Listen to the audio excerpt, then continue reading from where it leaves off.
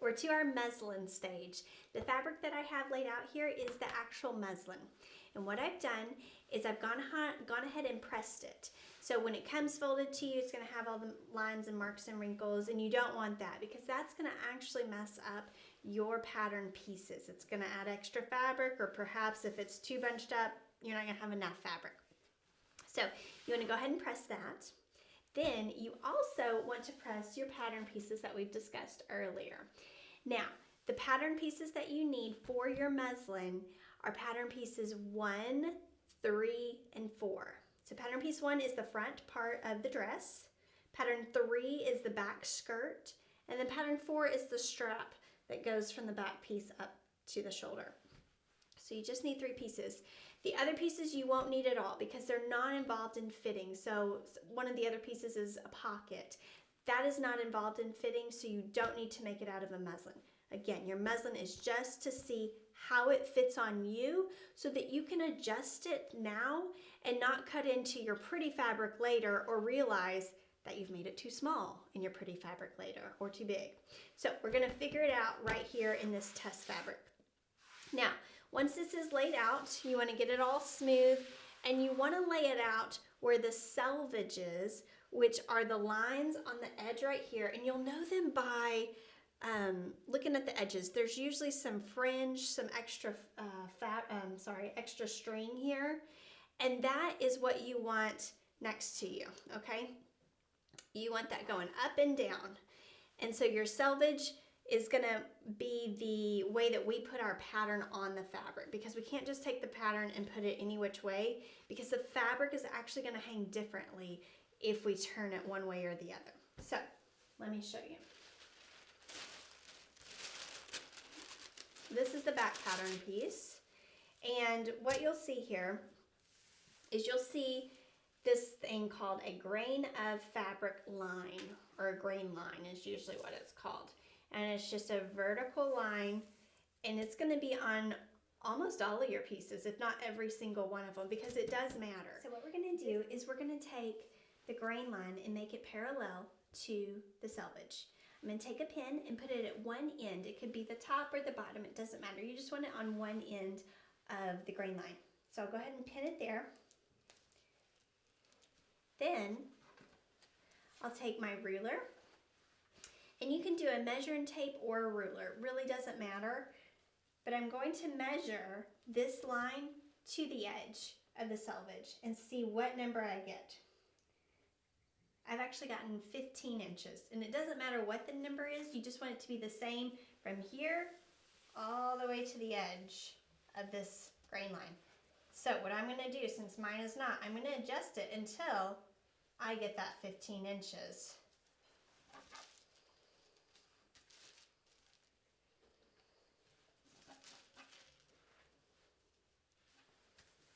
And once I get the same number at the top and the bottom, I'm going to pin it as well. And I know now that my pattern piece is on the straight of grain. It now follows the selvage, which means that it's going to hang the way that the pattern intended the fabric to hang. If it was turned, you might have more gathers on one side, or it may stretch more than you want it to. So it's really important that you do actually follow this grain line parallel to the selvage. Now, once that is lined up, I'll then go ahead and I will pin the pattern into place. And I usually just pin the edges, the corners. I don't pin all the way around. It's really not that important to do. So I just need it stable. And what I'm going to do now is I'm going to take the carbon paper that I told you about previously. This is what's going to take our pattern and actually mark it to the fabric. So I have some pretty pink carbon paper right here. You can choose any color. And what I'm going to do is I'm now going to place this carbon paper underneath it. Okay, so it's underneath the fabric. I have the pattern paper, fabric, then carbon paper. And now I'm going to take my double tracing wheel. This has 2 tracing wheels. And what I've done on this particular one, this is the clover, I've spaced them where they're 5/8 inches apart. And what that's going to do is it's going to allow me to trace the line that I cut, which is the cutting line. This is where you're going to actually cut your fabric. But then it's also, this second tracing wheel is also going to trace the stitching line, which is going to be so, so important when we go to stitch up our garment. We're going to know exactly where our needle needs to go in our sewing machine versus just having to guess or having to line up 5/8 inch on the stitching plate. You're going to know exactly where to do it. So I have placed them at 0, and then if you go over, there's a 0, a line, a 1, and then another line. And that's where I've put that second one. Okay, so basically 0 and then 1.5. So what I'm going to do is I'm going to take it and I'm going to put one of the edges on that line, that cutting line that you cut out your pattern, that main line that you see. That's going to be where the outermost wheel goes. Then the inside one is actually going to be where you're going to stitch it. So you want both of your lines lined up. So we're going to go, and I'm only going to press down where the carbon paper is, because that carbon paper is going to transfer the carbon when I press down. So you can't just go all the way around it. You're going to have to go a little bit, and when your carbon paper stops, move your carbon paper up. So we'll do a trial here. So I'm going to press it, and you can give it some pretty firm pressure. Then once my carbon paper has stopped, I'm going to shift it up.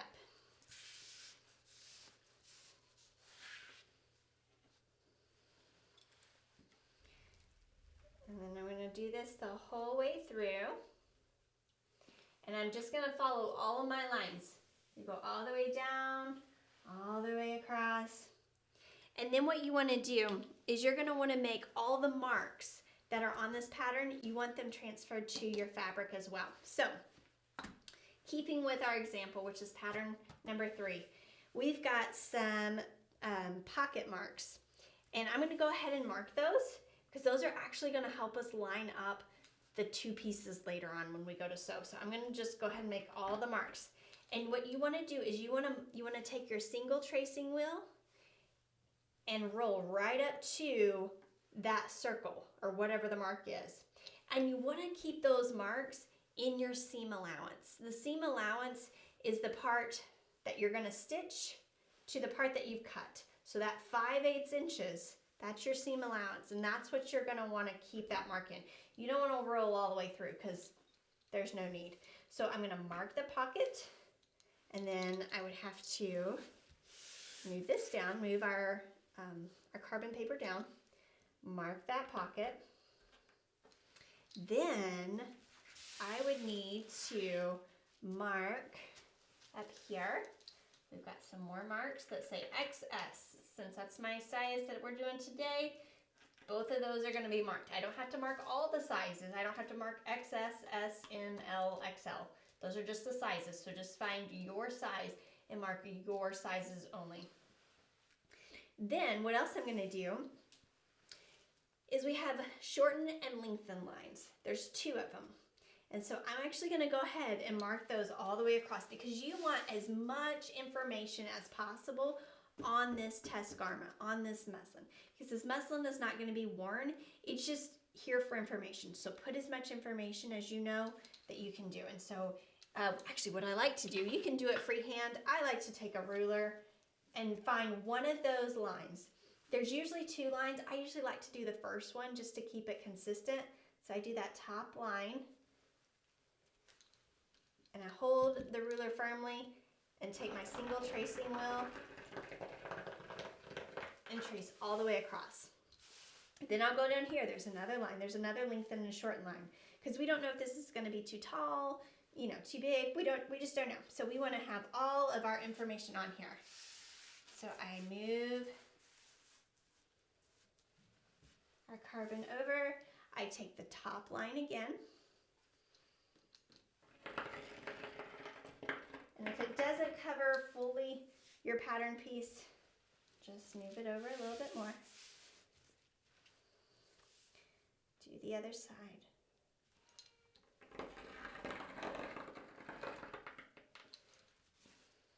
Okay, so now you have all the information that you need for this pattern piece. Next, what we'll do is we will cut it out. And as I mentioned earlier, I highly recommend using scissors only for fabric. When you have fabric scissors that have been used for, let's say, plastic and paper, they start to not cut very well, and so you're having to almost chop at it. Real rough edges, and it takes a long time versus having a dedicated pair of nice scissors that you can just cut in long strides. That's a really important part too. You don't want to just do little short pieces. You want to cut long strides.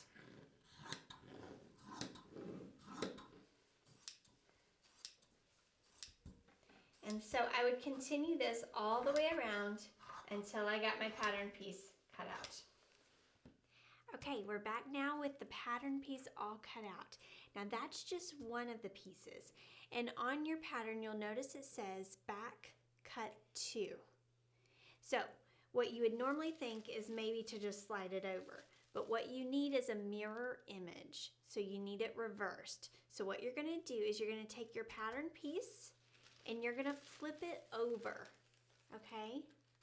So that it's a mirror image, because you don't want two of the same. Now, what you'll notice on mine specifically, and it may happen to yours as well, is that mine does not actually fit on the width of this piece. It's just a little bit shy of it. So, you've got a few choices, and this is a good troubleshooting. If you had a wider piece of fabric, say 60 inches of muslin, which I would love for you to get because that would be great. That would help you minimize any of these discrepancies of having to move it around. So that would be great. But if you don't have it, here's what you can do. So it will not fit next to it. What you can do is you can just scrap that and come down your fabric and do it down here, and that can be for, extra other pieces. Or, again, remember we have it reversed, so I want to make sure we are really familiar with that. It's like this. We reversed it, but what else we can do is all we need with this muslin piece is for this grain line to be parallel to the selvage. That's all we need. We're not worried about a print being upside down or anything like that. So what we can do is we can actually turn this upside down and have it fit. Do you see how that fits now? And it's okay because all we're wanting is this grain line parallel to the selvage. So let's go with that right now. So I'm going to do the exact same thing. I would just put a pin at the one end of the grain line, measure it, and then do the same thing, line up that grain line to the end and measure it over, trace it, double tracing wheel, just the exact same. Now I wanted to show you something that might actually be more helpful to you. Originally I had shown you one piece of carbon paper and you move it. That is a simple way to do it. If that's bothersome to you, I have also a taped carbon tracing paper where it's all of the pieces in the package minus the white one, because the white one will not really show up. And all I've done is I've just put them on top of each other and taped the backs of them so that you don't necessarily have to move all the pieces around. You can put it under your paper, under your fabric, and trace it, and that way you're not moving it so often.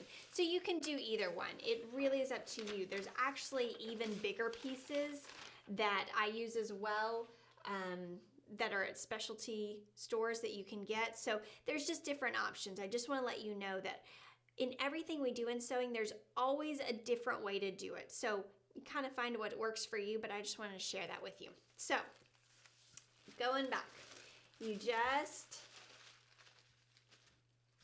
finish up here, And you're gonna do that with all your pieces, okay? So you're gonna have the front piece, number 1, and you're gonna do the same thing. You're gonna lay it flat, trace it, flip it over, okay? And then number 4, that's the back strap pattern piece. So you just need 1, 3, and 4 for your pattern pieces. And then you're done.